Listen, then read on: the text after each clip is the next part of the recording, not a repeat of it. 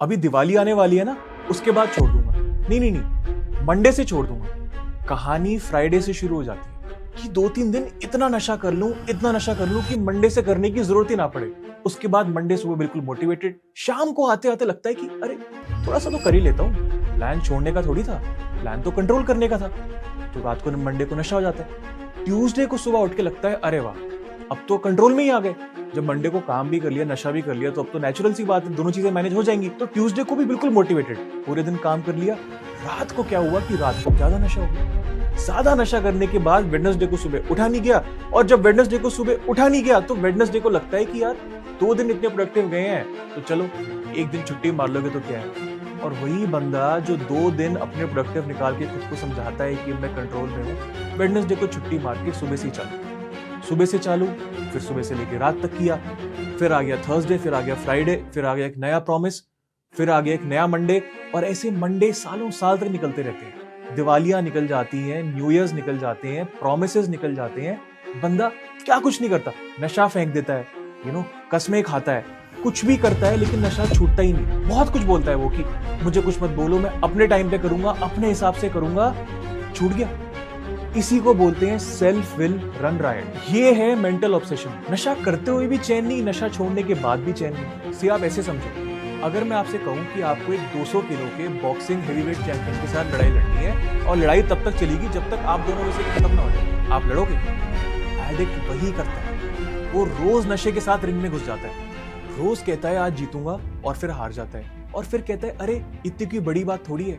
But भाई ring में घुसना ही क्यों है? कभी कभी वो तब तक लड़ता है जब तक वाकई में वो खत्म ना हो जाए। Your best thinking got you into trouble.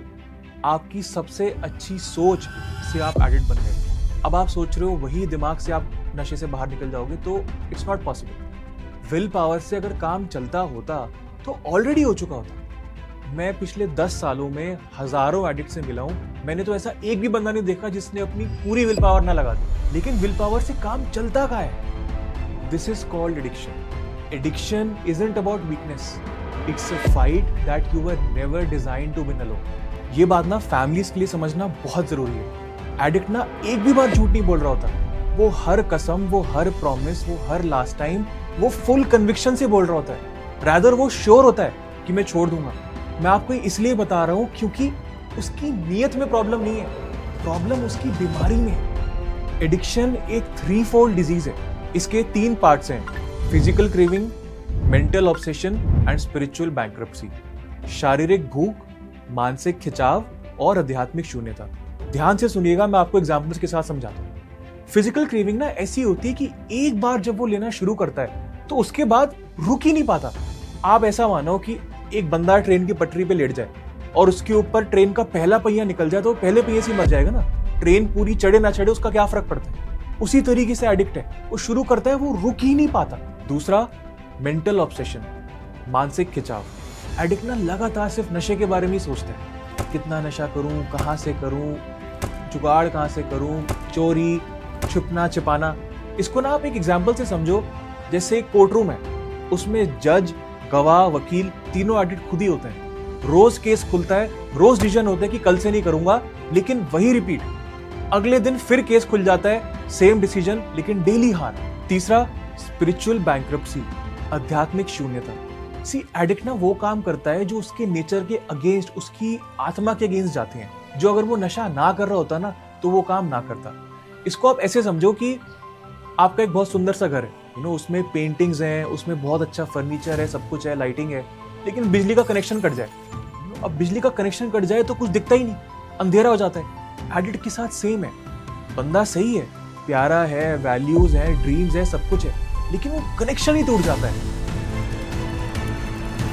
तो सिर्फ अंधेरा ही अंधेरा दिखता है। आप बताओ इस डिजीज में विल पावर या कोई भी फिजिकल या मेंटल सॉल्यूशन कैसे काम करेगा? WHO, वर्ल्ड हेल्थ ऑर्गेनाइजेशन के हिसाब से addiction is an incurable disease. इसका कोई क्योर है ही नहीं। इसको सिर्फ अरेस्ट किया जा सकता है एक दिन के हिसाब से, और उसके लिए भी एक प्रोसेस होता है। मैं रोज सुनता हूँ कि रिहैब बहुत प्राउडली क्लेम करते हैं कि हमारा 70%, 80% रिकवरी रेट है। That's rubbish. रिहैब का रोल है पर बहुत लिमिटेड। फिजिकल विड्रॉल्स या डिटॉक्स के लिए कब, कहाँ, कितने टाइम तक रहना है, उस सब का टाइमिंग एंड कोऑर्डिनेशन भी बहुत क्रिटिकल है। एंड उसके साथ साथ एक फिजिकल इंटरवेंशन भी सबसे पहले बहुत जरूरी है, जिसका कंसेप्ट एंड अवेयरनेस हमारे देश में तो है ही नहीं। रिहैब कोई कसाई खाना नहीं है जहाँ पे 90 दिन, 6 महीने, 1 साल किसी को फेंक दो और फिर लगे कि अरे अब तो ठीक होकर आएगा। बिल्कुल भी नहीं होगा। मेरे पास आए दिन केस आते हैं, कोई बोलता है जी हम तो 4 बार रिहैब गए हैं, कोई बोलता है जी हम तो 10 बार रिहैब गए हैं। यार 60-70% पेशेंट्स में तो रिहैब के रिपीटेड ही होते हैं, तो क्या सक्सेस रेट? मेडिसिन का भी अपना रोल है पर बहुत लिमिटेड।